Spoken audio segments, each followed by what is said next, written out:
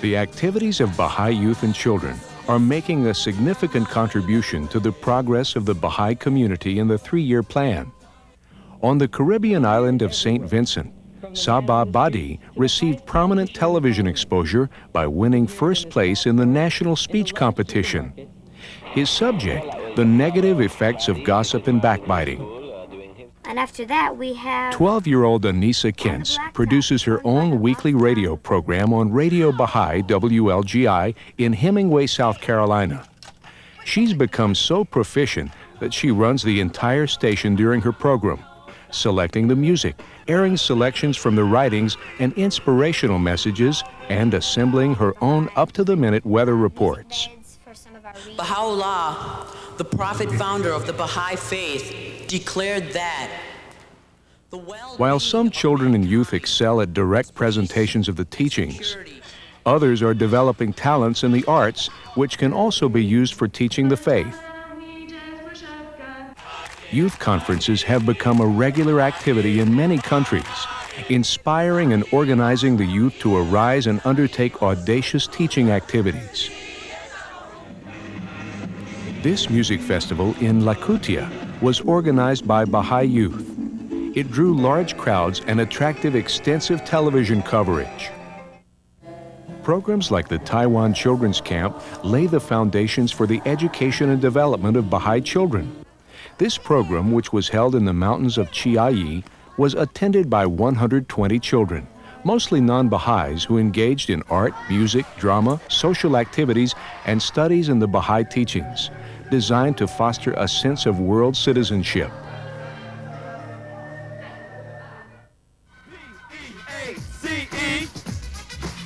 Come on, Chicago, P-E-A-C-E.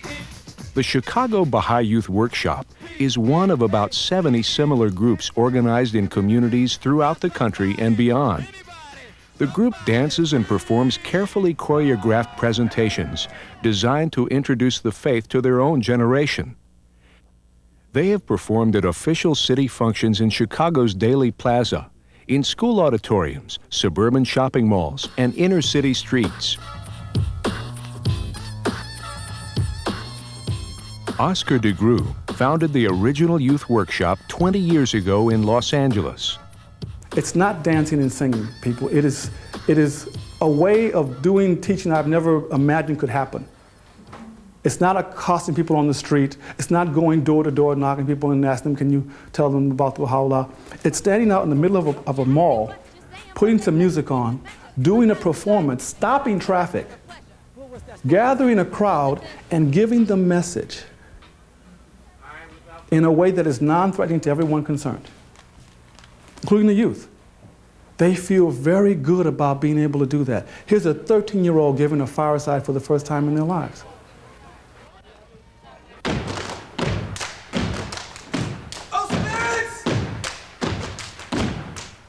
Working with idioms most familiar to the youth involved, the LA Youth Workshop developed a unique identity. Nationwide travel and performances at major events provided exposure, and similar groups soon began to form. While the Youth Workshop is often thought of as primarily a performing ensemble, performance skills have never been considered the primary objective. So the whole process is teaching. The Baha'i Workshop is not entertainment for Baha'is. It never has been, never will be. They are teachers. They teach the faith, and that's all they do. That's all they want to do. Heed ye this counsel, that ye may obtain The weekly meetings of the workshop begin with intensive deepening and study of the Baha'i writings, fostering the spiritual development, which is the first goal of the workshop. What I gained from being in a workshop is workshop has helped me a lot, helped build my character, helped me open up my mind, and has really helped me go out and communicate with other people that I would have normally not have went out and communicated with. The close social integration of a diverse group of youth is the second objective. I've brought more, my love to workshop, and they've gave it back, so it was easy for me to do that part. What's hard is, what's our job is to get our love that we have for each other and bring it to the community. Teaching the faith is the other primary purpose, and it is largely for this reason that the performance skills are developed. Non-Baha'i youth are invited to participate in workshop activities, and they often become Baha'is. So I think we're doing our job, and I think we're getting a good audience response by the number of people that are coming up to us afterwards and wanting to join workshop or compliment our efforts in workshop for what we're doing. The youth workshops are finding themselves in ever greater demand as an antidote to the destructive forces that threaten to undermine the healthy development of the next generation. Learning to work together is, once that is accomplished, a workshop can do anything. A workshop can change the world. Like it says, youth can move the world.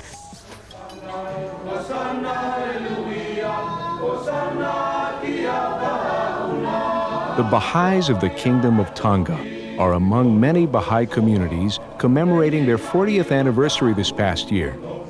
The two-day celebration honored Knight of Baha'u'llah Stanley Bolton, one of 6 members of the National Spiritual Assembly of Australia who arose to pioneer at the beginning of the Guardian's 10-year crusade. Lots of changes have taken place. Physical changes in the Palopa, changes in the thinking of the Tongan people, but the greatest change, the most marvelous change, the miracle of change, is to see a Baha'i community as we have here today.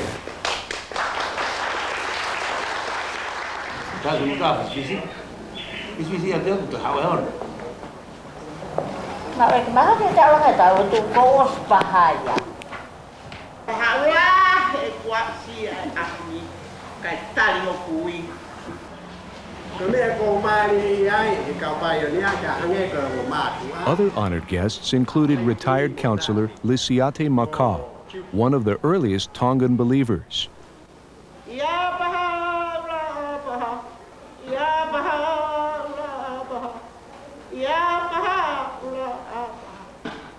After struggling through years of considerable opposition, the Tongan Baha'is have developed into a vibrant, confident community of several thousand believers.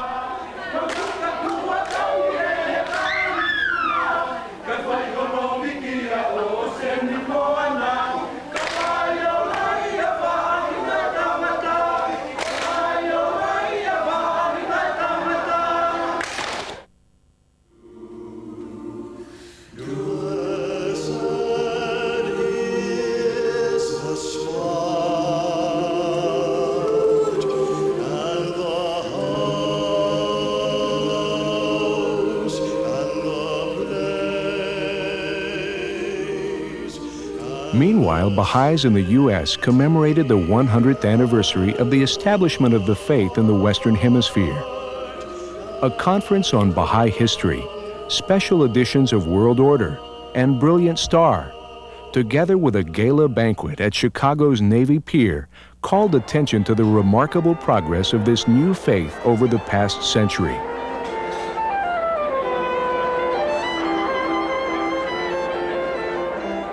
The National Spiritual Assembly invited prominent guests to the gathering, which provided a dignified portrait of a community rapidly growing in strength and maturity.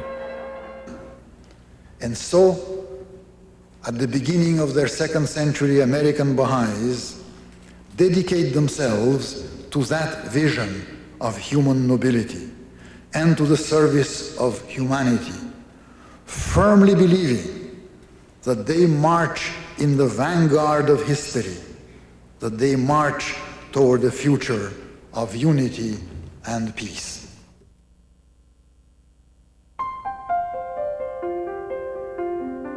Green Acre, the spiritual retreat established in 1894 by Sarah Farmer on the banks of the Piscataqua River, is known to Baha'is the world over as the first Baha'i school.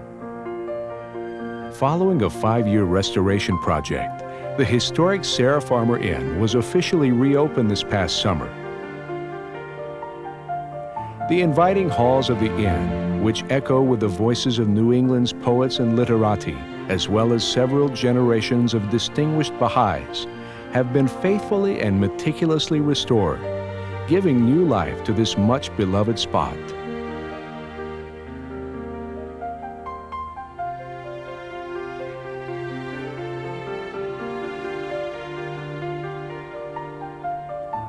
Visitors once again pray in the room blessed by the presence of Abdu'l-Baha during his stay here in 1912.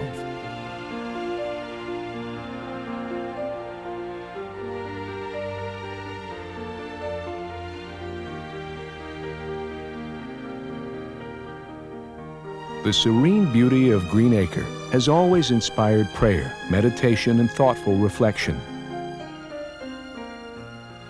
Now, through the sacrificial efforts of thousands of devoted friends, the opportunity to enjoy the unique experience of the Sarah Farmer Inn has been vouchsafed to future generations. Do you believe unity of mankind? Yes. Do you believe principle of Baha'u'llah? Yes. You are a Baha'i dear. Baha'i, nothing is strange.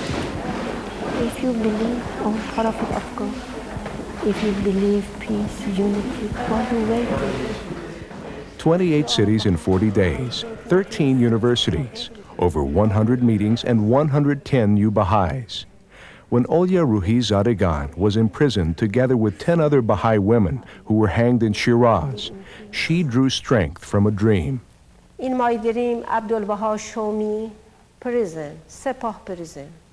And then he told me, I protect you. You are insured by me, don't worry. Publication of her first-person account has opened the door for teaching about the faith that inspired such heroism. But this is not just Olya's story. A story of 11 innocent women sacrificed their life for peace, unity, and love. During her 6-week visit to the United States, she fearlessly and energetically proclaimed the faith in as many as 7 meetings per day, on television, and in interviews for radio and newspapers. This is important. Nobody can hide the truth. Nobody can stop the truth. Power of Baha'u'llah. Some 5,000 people attended her talks, and several communities have reported increased enrollments in the weeks immediately following her visit.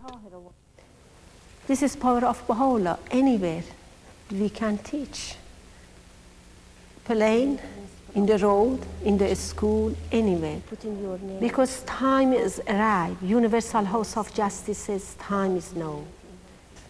Raise up, get up, teach, teach, teach. Come join the Children's March for Unity. Here we are with PS1. Wide-ranging activities designed to promote race unity have been another productive arena for teaching. How would you end racism?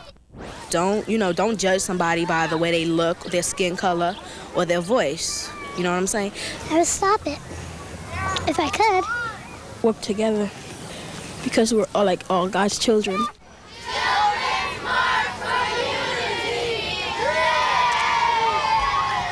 The New York Baha'i community sponsored a march in uptown Manhattan.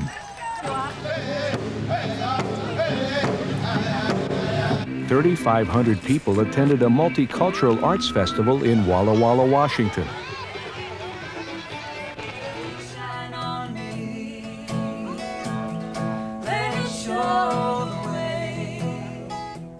Greensboro, North Carolina, organized a conference, Calling All Colors.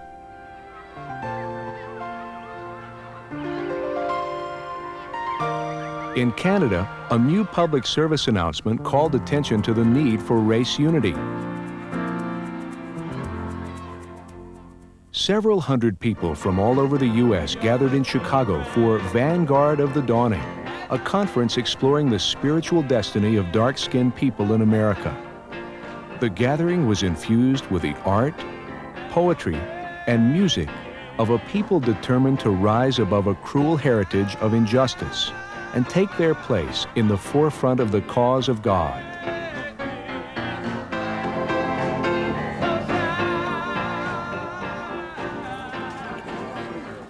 Meanwhile, representatives from dozens of American Indian tribes gathered near the House of Worship in Wilmette to consult on the spread of the Baha'i faith among their peoples.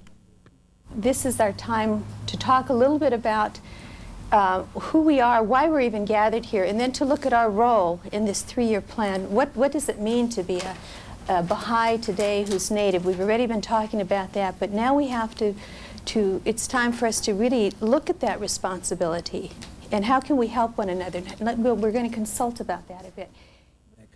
The group shared intimate glimpses into the spiritual struggles of Native peoples, focusing attention on the covenant and the role of American Indians in the unfoldment of the divine plan. I guess I'm concerned that I really think that we should really seriously, each one of us could think about ways that we can really teach the cause on the reservations, in the urban communities, every place, to the Native believers. Pat Locke chaired the meetings on behalf of the National Spiritual Assembly. Councilor Arturo Serrano and National Spiritual Assembly member Jack McCants joined the discussions, which included exploration of how to provide training and orientation for non-Indian pioneers and travel teachers.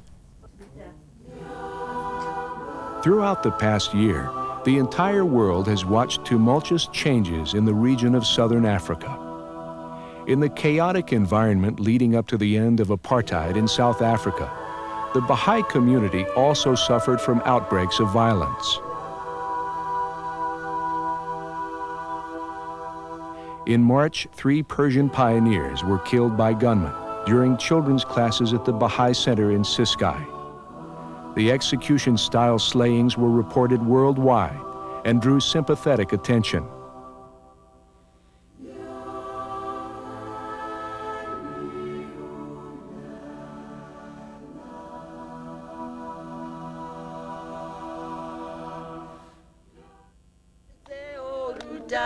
Ya Baha'u'llah, Ya Baha'u'llah, Ya Baha'u'llah, Ya Baha'u'llah, Motu Siwaka. Yes, Baha'u'llah, yes, Baha'u'llah, yes, Baha'u'llah, my very. I've agreed to go out and teach the faith. That's nice. In May, 9 African-American women from the United States traveled to South Africa, where they observed the historic changes taking place, visited Baha'i communities, and engaged in a variety of teaching activities. One of the things that was so unique in our travels to all the communities in which we were welcomed was, as we presented these ideas and as we were able to share the Baha'i perspective and infuse Baha'i thought into some of the community projects, we saw the individuals in the community immediately arise and to begin to carry forth and develop some of these concepts. And so this was particularly exciting for us because here we were on a travel teaching trip whereby the impact was immediate. We could see it, we could experience it. And as we went from meeting with the Queen of Lesotho to meeting with women who were in village huts, that same response was there, that same warmth, and there was such a graciousness with which they received us.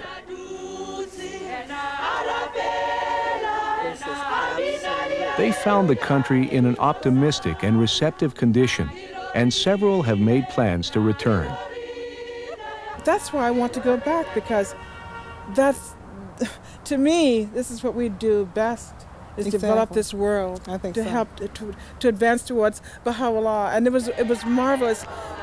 You know, when you go someplace like on a vacation or something, this certainly wasn't a vacation for us. Absolutely. But when you go, pictures follow you around, and you see the faces of people.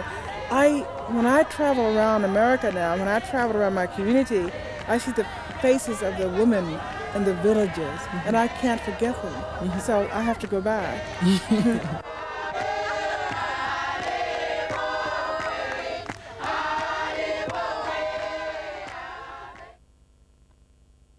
3 months later, 2 more Persian pioneers were attacked by armed robbers as they left the Baha'i Center in Umtata, the capital of Transkei.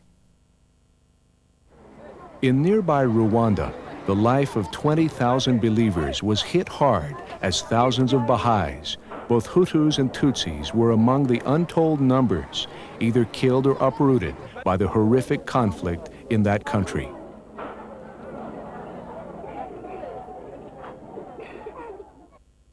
Atta and Zahare Taid, pioneers in Rwanda for nearly 30 years, were among the very last foreigners evacuated by UN soldiers. In October, Mr. George Olinga was able to visit Rwanda on behalf of the Universal House of Justice. community activities resumed on October 20th with a commemoration of the birth of the Bab and the reopening of the National Baha'i Center.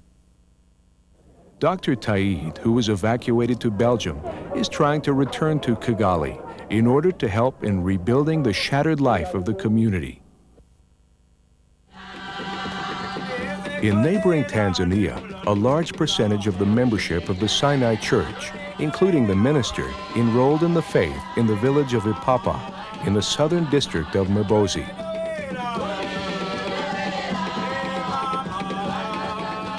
Shown here welcoming visiting Baha'is to their village, these new believers enrolled en masse following a year-long investigation.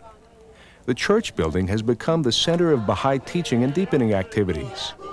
The villagers have made plans to take the news of the coming of Baha'u'llah to other members of the church located in Zambia, and their teaching has attracted many people who were not church members to become Baha'is.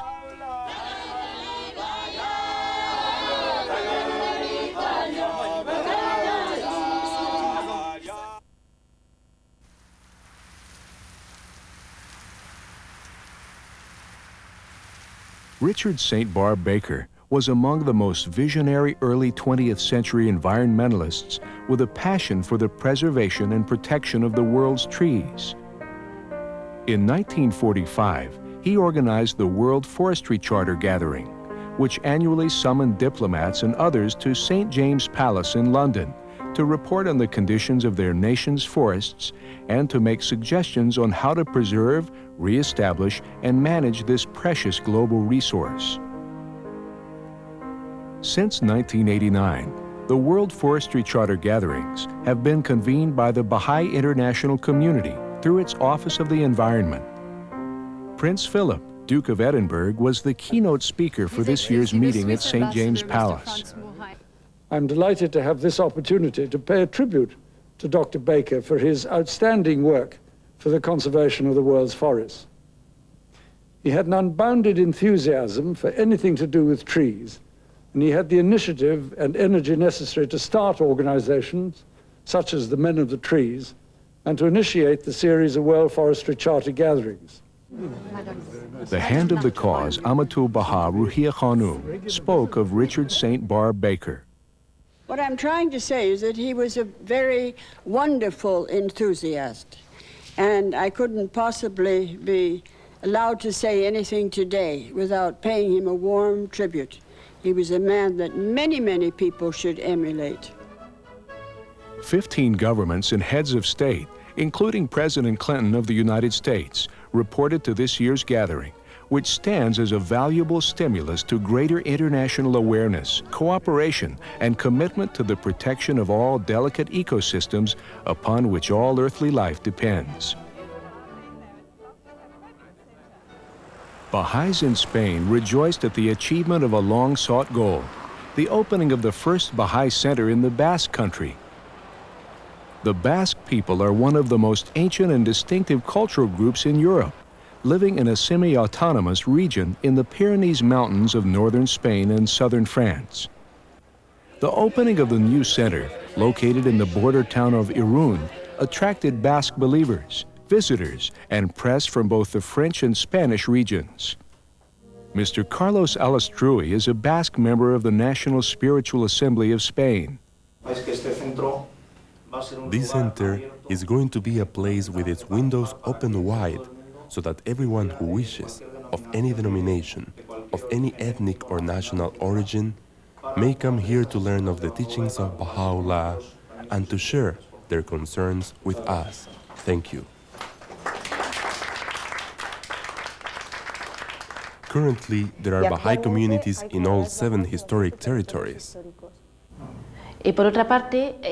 Furthermore, what we do here to preserve our culture is the great effort that is being made by the Baha'i Publishing Trust in printing books in Basque, despite the fact that it is not a majority language.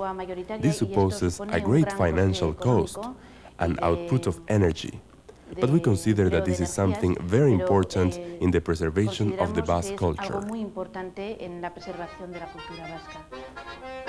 The new Baha'i Center assumes considerable significance in light of the repeated calls of Shoghi Effendi for special efforts to reach Basque and Gypsy peoples with the Baha'i teachings. I imagine that when the guardian Shoghi Effendi pointed with his pen on the world map to the Basque country, choosing it as a goal, he was thinking somehow to integrate within the Baha'i community the more culturally diverse elements of humanity. This achievement follows by several months the news that more than 50 gypsies have accepted the faith in the town of Mallorca in the Balearic Islands and are becoming active, deepened members of the community.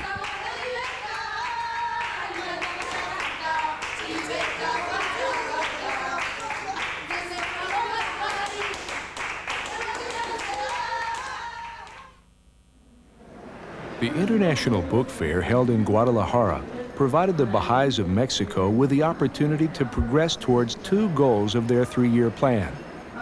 A Baha'i book stand served to promote Baha'i literature to the audience of more than 1 million who attended the 10-day event. Mexican President Carlos Salinas received 2 Baha'i books at the grand opening of the fair and promised to read them. A formal reception to mark the publication of a new book on Baha'u'llah was attended by 45 prominent persons, diplomats, scholars, and journalists from Mexico, Portugal, Panama, and El Salvador. This ambitious project was carried out by the local spiritual assemblies of Zapopan and Guadalajara. Success was attributed to the universal participation of the Baha'is in both communities in support of the effort. Universal participation is also the keynote of efforts to provide the support needed to keep the Mount Carmel projects moving on schedule. The work is supported by a worldwide flow of voluntary and often sacrificial contributions, reflecting the grassroots understanding of the spiritual importance of the projects.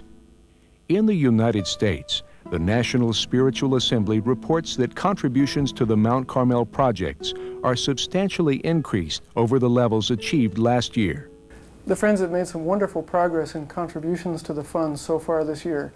Our contributions are up significantly. National Fund contributions are not up as much, and that raises this whole issue of balance, which really is an issue of love, because we feed all of our children, we don't just feed some of them. The Ark is the first priority, and all of the work needs to be done to some extent.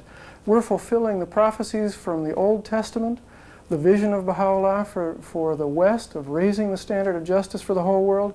All of these things we feel deeply in our hearts, and that's why the money flows.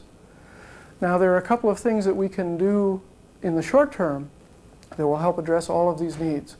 The first is for local spiritual assemblies to meet their contribution goals for the Baha'i National Fund. That has to do with a solid foundation for the work here nationally.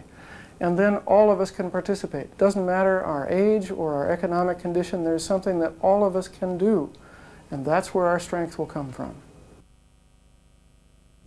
Meanwhile, the work on Mount Carmel is rapidly proceeding with significant progress in several areas. On the Ark, a section of the monumental stairway leading to the seat of the House of Justice was temporarily removed to allow for excavation of a service tunnel under the Ark, connecting the International Teaching Center to the Center for the Study of the Texts and Archives Extension. Construction is moving ahead rapidly on the first 3 levels of the Archives Extension building and the first level of the Center for the Study of the Texts.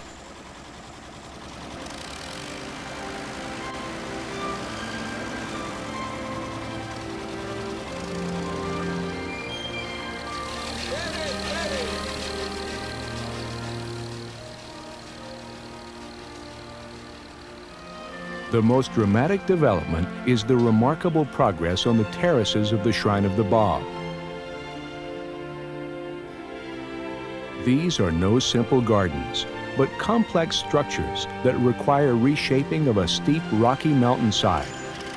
Elaborate hydraulic systems are required for irrigation and the network of fountains which will send a flow of water cascading from the top of the mountain to the bottom.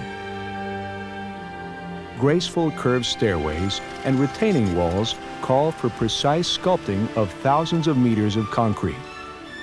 All of this is complicated by a schedule that calls for simultaneous development of the flora, which must be nourished into a balanced garden ecosystem.